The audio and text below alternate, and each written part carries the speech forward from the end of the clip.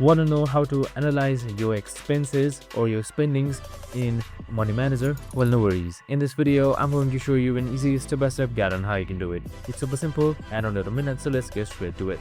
Now, first things first is simply open up your Money Manager application. So analyzing your spendings or expenses is super simple. So you can just simply analyze through various different forms, which can be daily, monthly, or through your calendar, as well as total, based on how you want.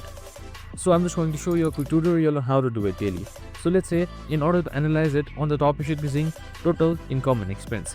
So if I have 60,000 expense and I have spent like 5,000, my total should be given right here. This is how you calculate daily ones.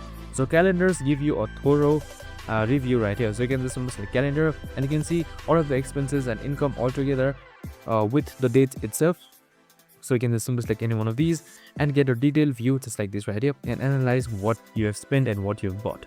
Next is the monthly expense. This is the best one in order to carry out your monthly salary expenses, when you got your salaries and when you spend it, etc. Now you can just simply do a total as well to see your budgets and stuff. And that's it. I hope this video helped. If it did, make sure to like, subscribe, and tune in with us for more of these videos. See you in the next one.